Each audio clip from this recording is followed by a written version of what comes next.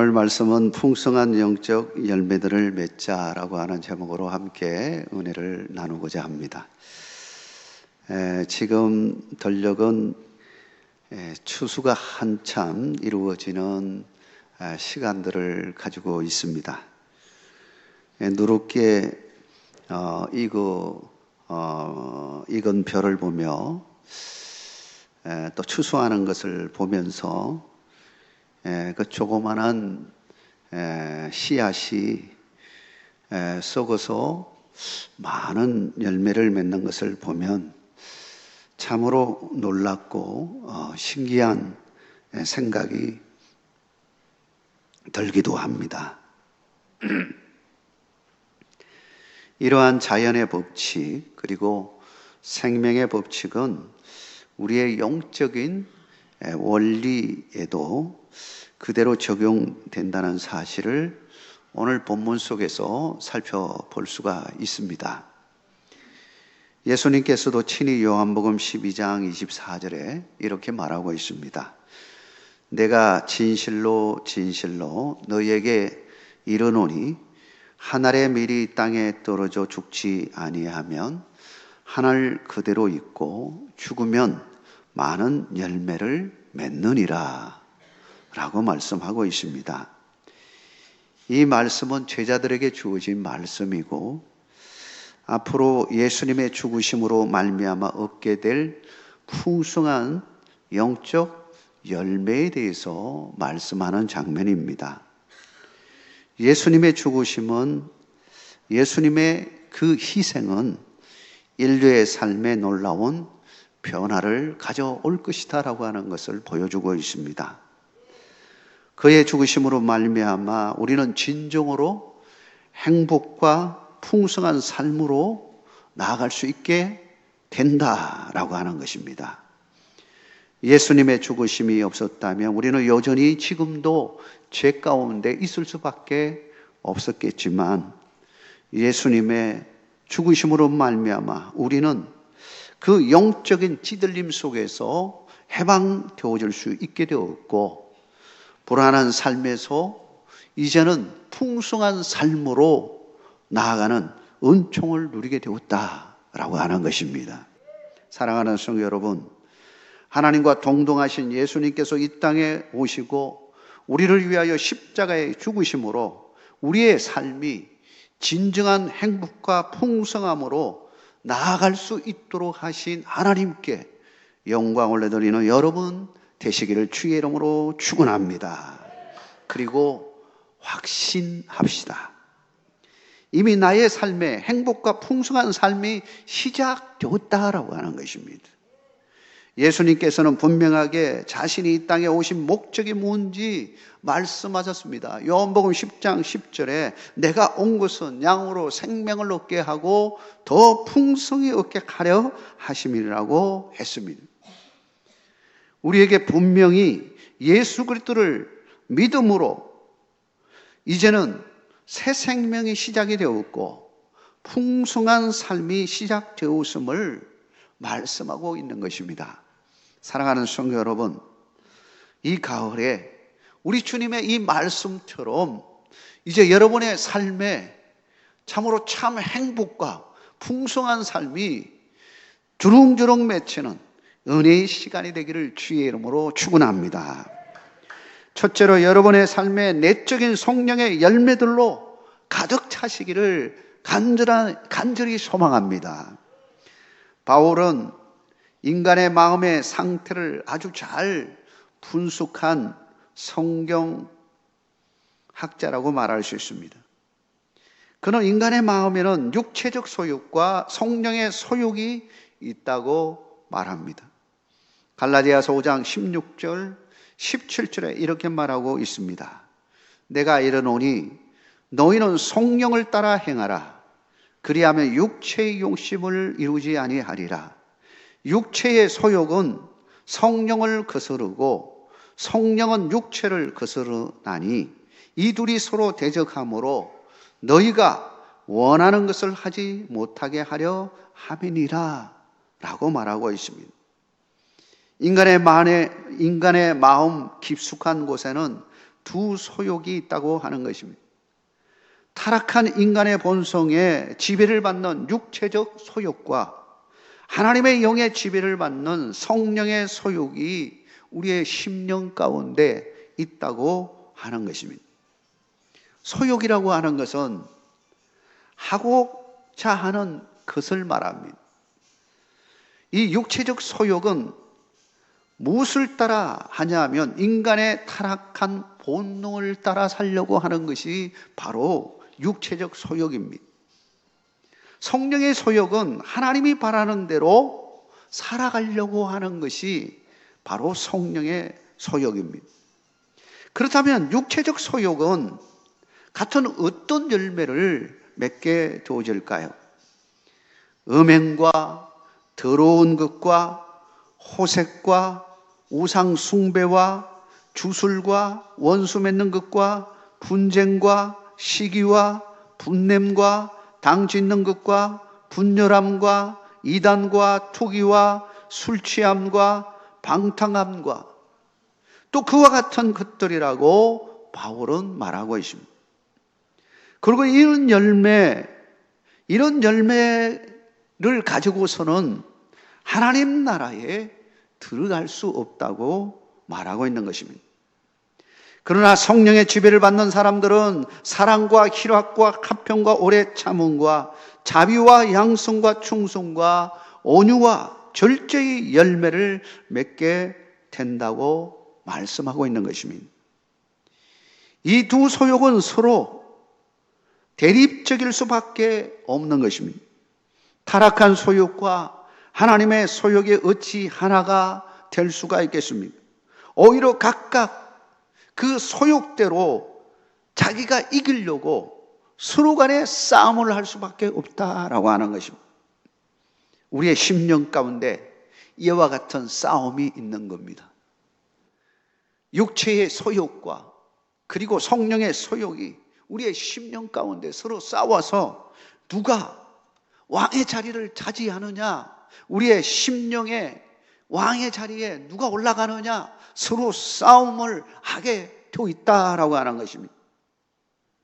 한쪽이 승리를 한다고 해서 한쪽이 완전히 사라지느냐? 그렇지도 않습니다. 힘이 없으면 그 자리에서 내려와야 됩니다. 그렇다면 끊임없이 누가 지배하냐에 따라서 이제 그 마음을 주장하기 때문에 끊임없이 육체의 소욕도 성령의 소욕도 서로 싸움하지 않을 수가 없게 되어지는 것입니다. 사랑하는 성도 여러분, 우리는 누구의 지배를 받아야 되겠습니까? 성령의 지배를 받는 여러분의 믿음이 되기를 주의 이름으로 축원합니다. 성령의 지배를 받지 않으면 그 자리에 누가 올라가 있느냐? 육체의 소욕이 그 자리를 대신 차지하게 된다라고 하는 것입니다. 바울도 평생에 이 싸움을 하였습니다. 로마서 7장 21절에 25절까지 이렇게 말합니다. 그러므로 내가 한 법을 깨달았노니 그 선을 행하기 원하는 나에게 악이 함께 있는 것이로다. 내 속사람으로는 하나님의 법을 즐거워하되 내 지체 속에서 한 다른 법이 내 마음의 법과 싸워 내 지체 속에 있는 죄의 법으로 나를 사로잡는 것을 보는도다. 오라, 나는 공고한 사람이로다. 이 사망의 몸에서 누가 나를 건져내랴. 우리 주 예수 그리스도로 말미암아 하나님께 감사하리로다. 그런즉 내 자신이 마음으로는 하나님의 법을 육신으로는 죄의 법을 섬기노라. 바울도 그 마음 속에 하나님을 섬기는 마음, 그리고 육신을 따라 살려고 하는 마음, 이 두 마음이 그의 마음을 주장하고 있었습니다. 이 두 개가 늘 싸우고 있다는 사실을 말하고 있는 것입니다. 사랑하는 성도 여러분, 우리는 완전히 하나님의 지배 가운데 있으므로 하나님의 성령의 열매를 주릉주릉 맺는 삶이 되기를 주의 이름으로 축원합니다. 어떻게 하면 우리가 이 삶을 살 수가 있겠습니까? 성령의 충만함으로 나아갈 수가 있겠습니까?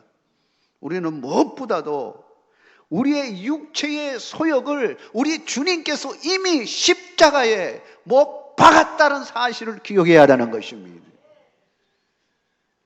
이미 우리는 주 안에서 나의 옛사람은 죽었다라고 하는 겁니다.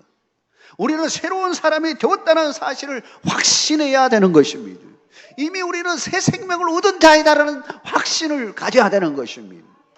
그런데도 불구하고 자꾸 내 속에 그런 육체적인 소욕들이 나를 주장하려고 하면 이것은 사탄의 시험이요, 내 안에 있는 아직도 잔재하고 있는 그 육신의 잔재임을 깨닫고 예수 그리스도의 이름으로 물리치고 성령으로 충만해지는 은총을 누릴 때에 우리는 성령의 열매를 맺고 살아가는 삶이 되어지는 것입니다.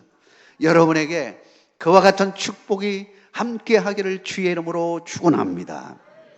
두 번째로 외적 빛의 열매들을 맺으시라 하는 것입니다. 내적 변화는 동시에 항상 외적인 변화를 가져오게 되어 있습니다. 우리 속에 있는 자아가 어떻게 변하냐에 따라서 우리의 겉사람의 모양도 바꾸지게 될 것입니다. 어떤 사람은 한 10년, 20년 살아가면서 그 마음에 어떤 마음을 품었냐에 따라서 그 얼굴에 나타나게 되어 있습니다. 외모가 달라지는 거죠. 우리 그리스도인들은 예수의 모습을 닮아감으로 그 얼굴 자체가 정말 오늘의 찬양처럼 기쁨이 넘치고 감사가 넘치고 얼굴 자체가 환하게 빛이 나는 것입니다. 외적인 요소인 얼굴과 말과 행동이 달라진다라고 하는 것입니다. 에베소서 9장 8절과 9절에 보면 이렇게 말하고 있습니다. 너희가 전에는 어둠이었더니 이제는 주 안에서 빛이라. 빛의 자녀들처럼 행하라. 빛의 열매는 모든 착감과 어려움과 진실함에 있느니라 말하고 있습니다. 바울은 왜 여기서 에베소 성도들을 향하여 빛의 자녀들이라고 말하고 있을까요?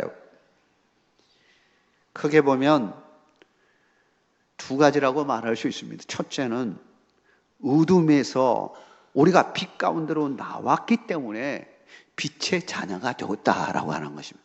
사랑하는 성도 여러분, 우리 모두는 이미 빛의 자녀가 되었음을 믿으시기 바랍니다. 자녀가 되기 전에, 빛의 자녀가 되기 전에는 어두움 속에 있는 어둠의 자녀들이었습니다. 우리 주님도 말씀하셨습니다. 마태복음 5장 14절에 너희는 세상의 빛이라. 산 위에 있는 동네가 숨기지 못할 것이요 라고 말합니다. 너희는 세상의 빛이라 했습니다. 우리는 세상을 밝히는 빛이 되었다라고 하는 것입니다. 그러므로 두 번째, 하나님의 자녀로서 우리가 세상 속에서 어떤 삶을 살아야 되느냐, 이 물음을 하고 있는 것입니다. 빛의 자녀로서 우리는 세상 속에서 세상을 밝히는 등불과 같은 삶을 살아야 할 것을 말씀하고 있는 것입니다.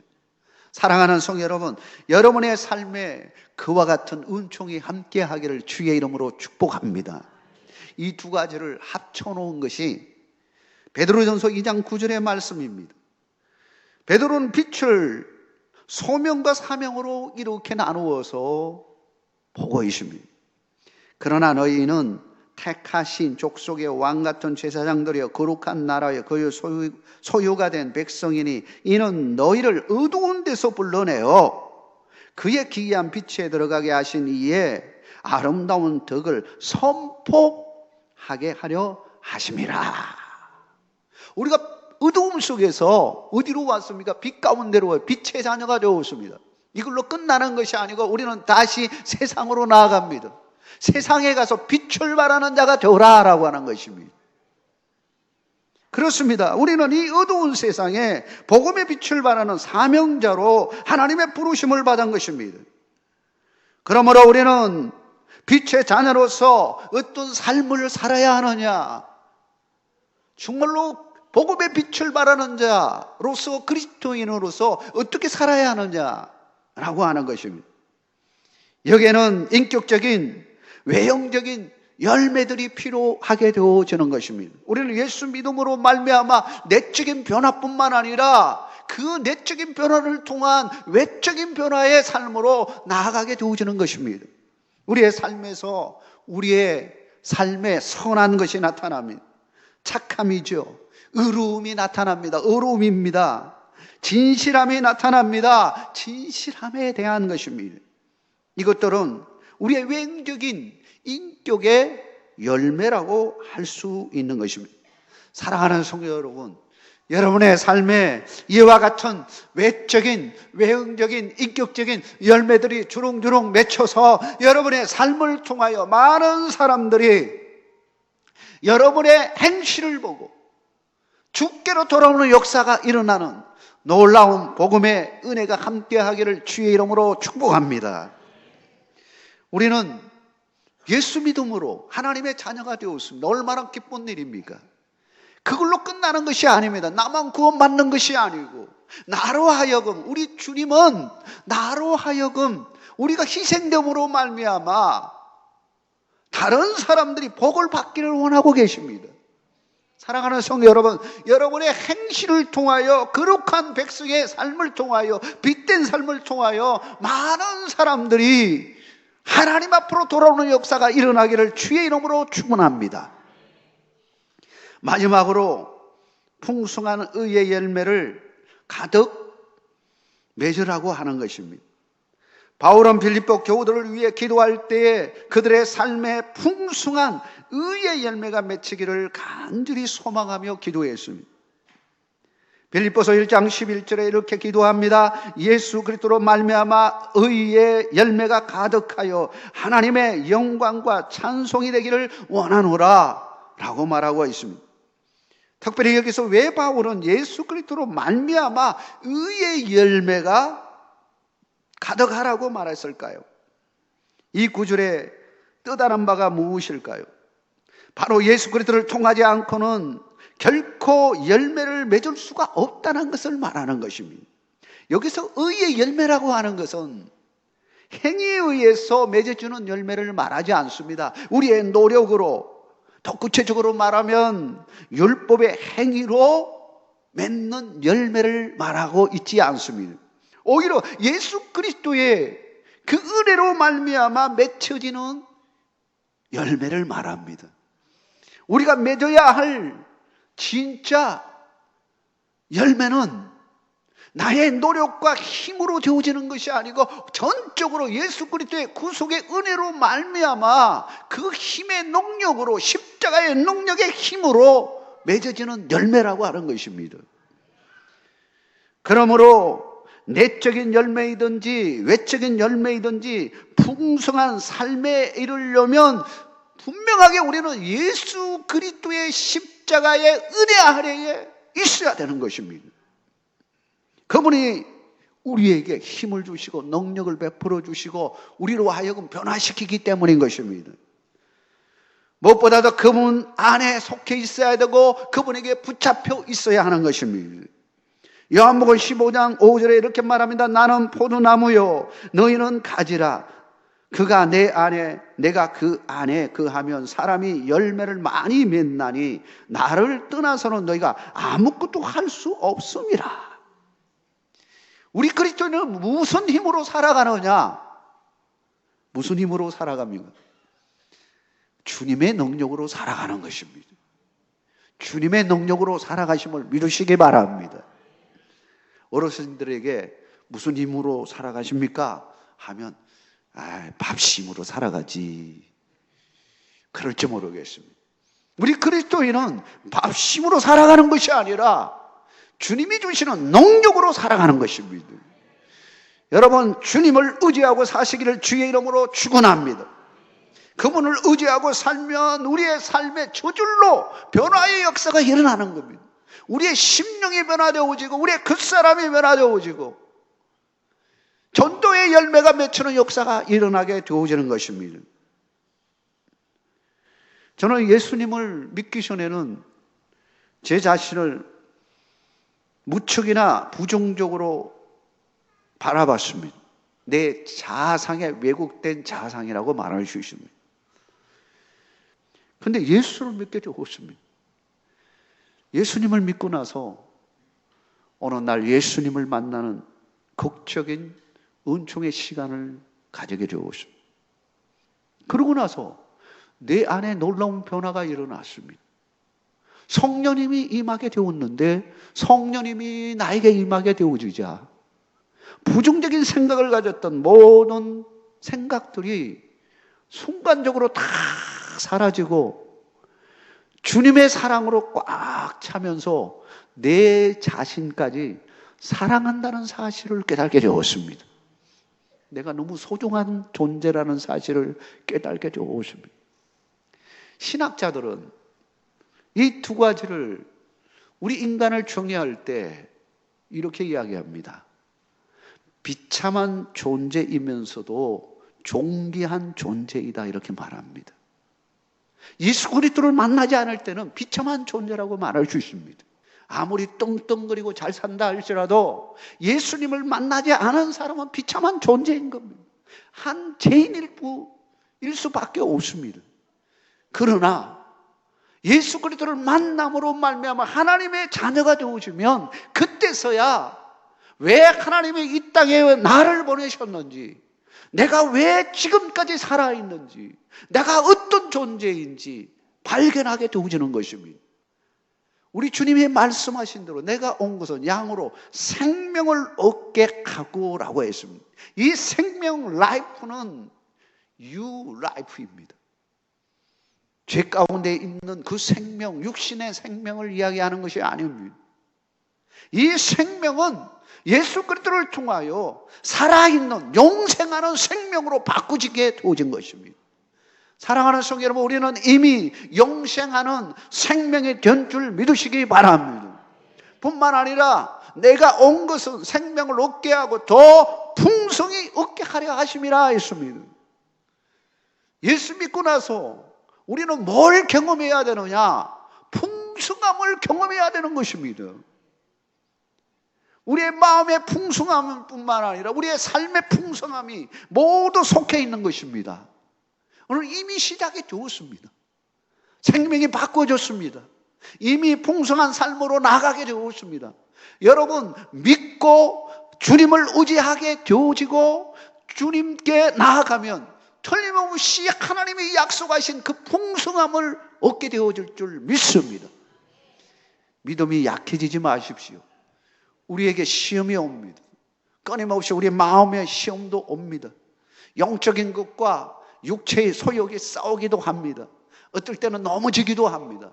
그러나 이것이 반복되어지면서 우리는 더욱 성숙에로 나아가는 것입니다. 성장해 나아갑니다. 그러므로 성령의 충만함으로 나아갈 수 있는 은총을 누리게 되어지는 것입니다. 성령의 충만함 가운데 나아가면 우리는 자동적으로 내적인 열매와 외적인 열매들이 맺히게 되어 있습니다. 놀라운 하나님의 은총을 누리게 되어지는 것입니다. 이 은혜가 이미 시작이 되었습니다. 여러분 믿으시고 주님 의지하고 나가는 여러분의 믿음이 되기를 주의 이름으로 축원합니다.